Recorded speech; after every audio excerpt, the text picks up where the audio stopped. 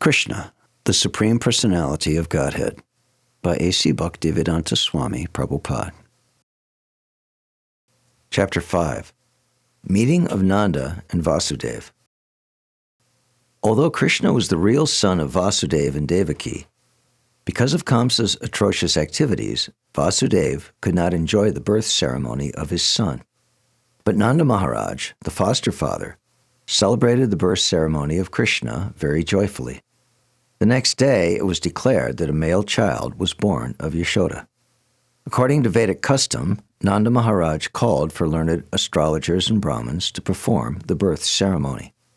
After the birth of a child, the astrologers calculate the moment of the birth and make a horoscope of the child's future life.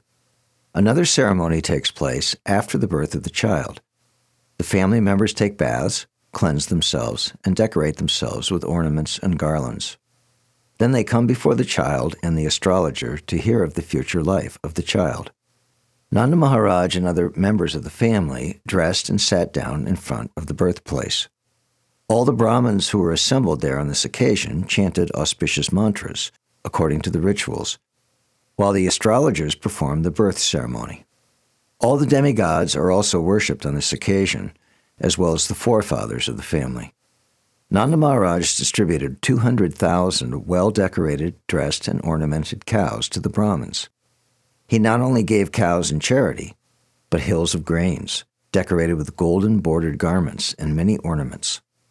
In the material world, we possess riches and wealth in many ways, but sometimes not in very honest and pious ways, because that is the nature of accumulating wealth. According to Vedic injunction, therefore, such wealth should be purified by giving cows and gold in charity to the Brahmins.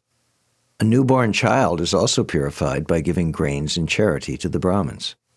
In this material world, it is to be understood that we are always living in a contaminated state. We therefore have to purify the duration of our lives, our possession of wealth, and ourselves. The duration of life is purified by taking daily bath and cleansing the body inside and outside, and accepting the 10 kinds of purificatory processes. By austerities, by worship of the Lord, and by distribution of charity, we can purify the possession of wealth. We can purify ourselves by studying the Vedas, by striving for self-realization, and by understanding the supreme absolute truth. It is therefore stated in the Vedic literature that by birth everyone is born a Shudra, and by accepting the purificatory process one becomes twice born. By studies of the Vedas one can become Vipra, which is the preliminary qualification for becoming a Brahmin. When one understands the absolute truth in perfection, he is called a Brahmin. And when the Brahmin reaches further perfection, he becomes a Vaishnava, or a devotee. In that ceremony, all the Brahmins assembled began to chant different kinds of Vedic mantras to invoke all good fortune for the child. There are different kinds of chanting known as Sutta, Magadha, Bandi, and Virudavali. Along with this chanting of mantras and songs, bugles and kettle drums sounded outside the house. On this occasion, the joyous vibrations could be heard in all the pasturing grounds and all the houses. Within and outside of the houses, there were varieties of artistic paintings, done with rice pulp, and scented water was sprinkled everywhere, even on the roads and streets. Ceilings and roofs were decorated with different kinds of flags, festoons, and green leaves. The gates were made of green leaves and flowers. All the cows, bulls, and calves were smeared with a mixture of oil and turmeric and painted with minerals like red oxide, yellow clay, and manganese. They wore garlands of peacock feathers and were covered with nice colored dresses and gold necklaces. When all the ecstatic cowherd men heard that Nanda Maharaj, father of Krishna, was celebrating the birth ceremony of his son, they became spontaneously joyful. They dressed themselves with very costly garments and ornamented their bodies with different kinds of earrings and necklaces and wore great turbans on their heads. After dressing themselves in this gorgeous way, they took various kinds of presentations and thus approached the house of Nanda Maharaj. As soon as they heard that Mother Yashoda had given birth to a child, all the cowherd women became overwhelmed with joy, and they also dressed themselves with various kinds of costly garments and ornaments and smeared scented cosmetics on their bodies. As the dust of the lotus flower exhibits the exquisite beauty of the flower, all the gopis, cowherd girls, applied the dust of kumkum on their lotus-like faces. These beautiful gopis took their different presentations and very soon reached the house of Maharaj Nanda. Overburdened with their heavy hips and swollen breasts, the gopis could not proceed very quickly towards the house of Nanda Maharaj. But out of ecstatic love for Krishna, they began to proceed as quickly as possible.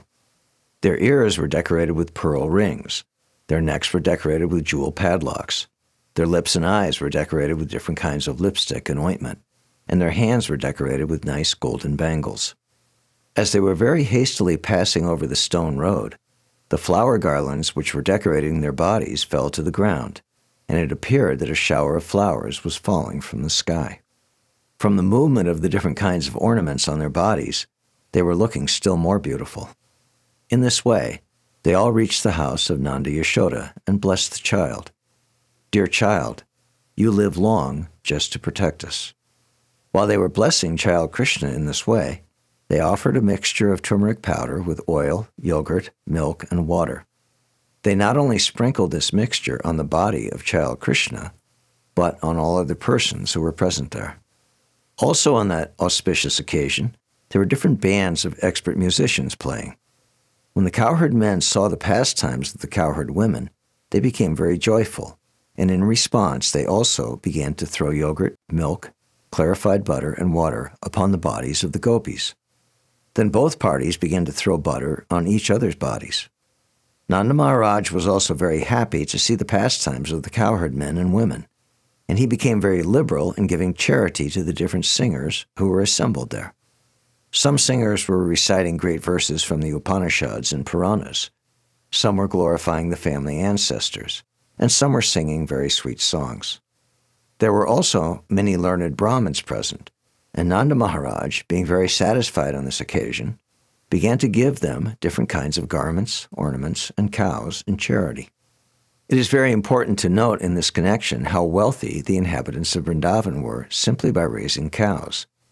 All the cowherd men belonged to the Vaishya community, and their business was to protect the cows and cultivate crops. By their dress and ornaments, and by their behavior, it appears that although they were in a small village, they still were rich in material possessions. They possessed such an abundance of various kinds of milk products that they were throwing butter lavishly on each other's bodies without restriction. Their wealth was in milk, yogurt, clarified butter, and many other milk products. And by trading their agricultural products, they were rich in various kinds of jewelry, ornaments, and costly dresses. Not only did they possess all these things, but they could give them away in charity, as did Nanda Maharaj. Thus Nanda Maharaj, the foster father of Lord Krishna, began to satisfy the desires of all the men assembled there. He respectfully received them and gave them in charity whatever they desired. The learned Brahmins, who had no other source of income, were completely dependent on the Vaishya and Kshatriya communities for their maintenance, and they received gifts on such festive occasions as birthdays, marriages, etc. While Nanda Maharaj was worshipping Lord Vishnu on this occasion and was trying to satisfy all the people there, his only desire was that the newborn child Krishna would be happy.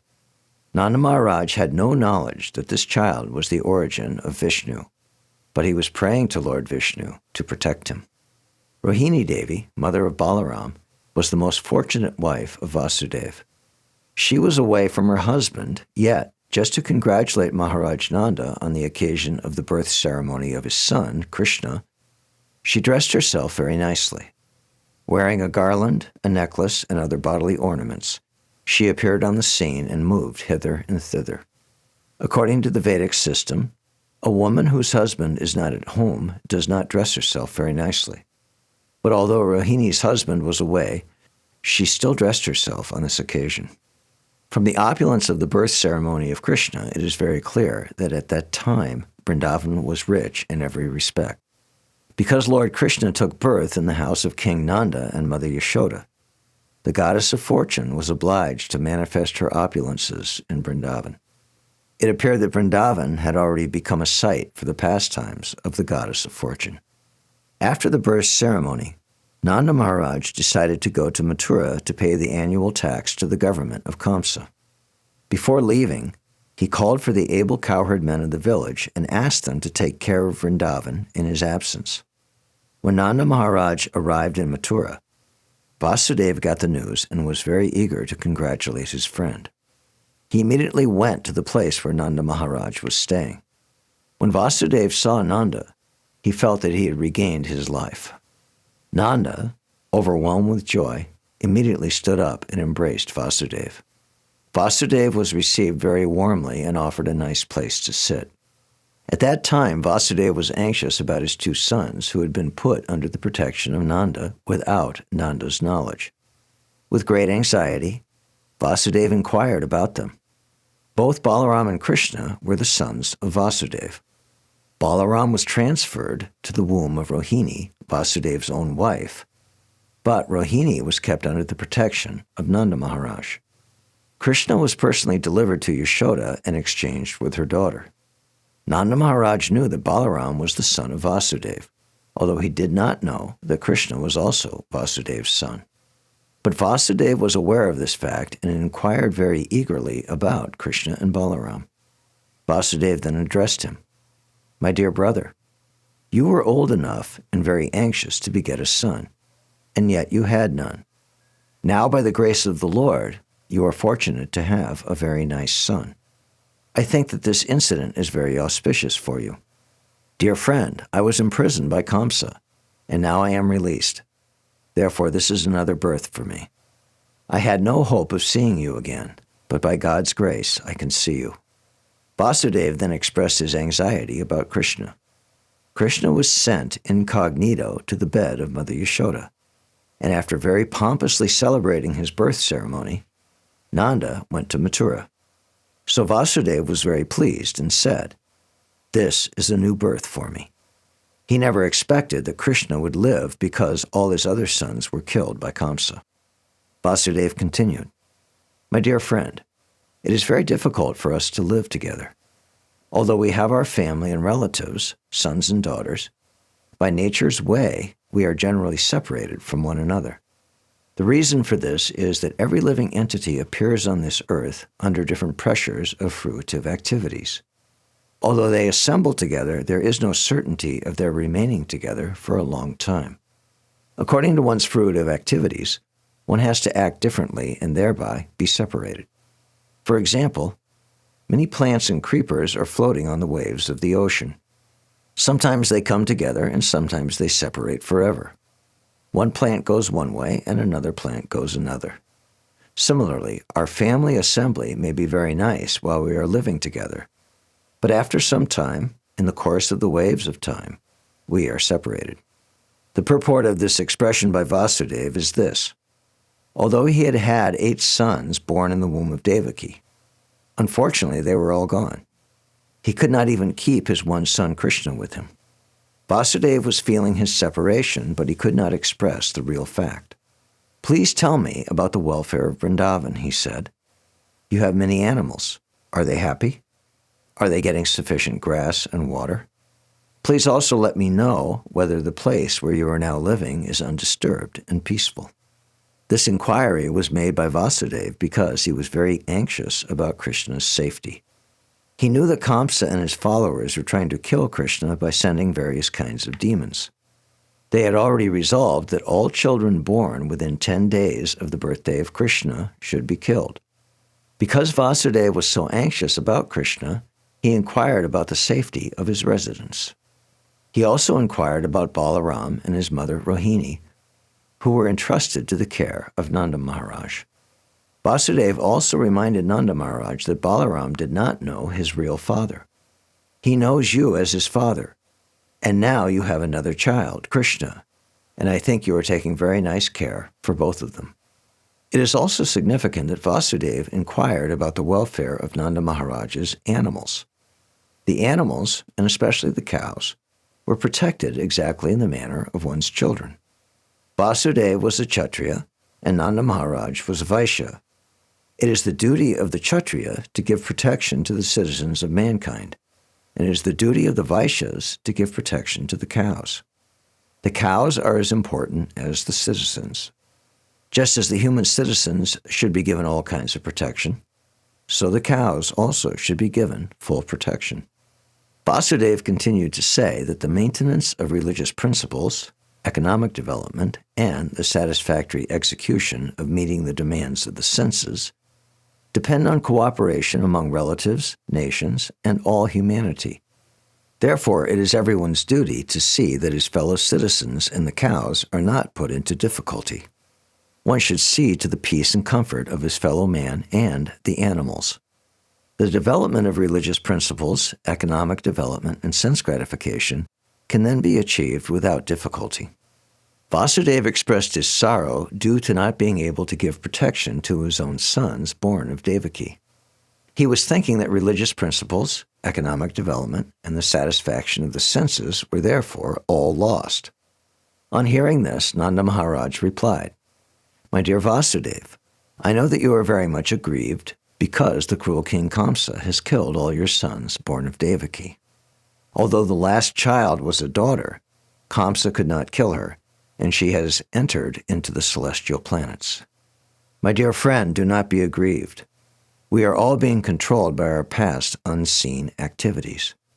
Everyone is subjected to his past deeds, and one who is conversant with the philosophy of karma and its reaction is a man in knowledge. Such a person will not be aggrieved at any incident, happy or miserable."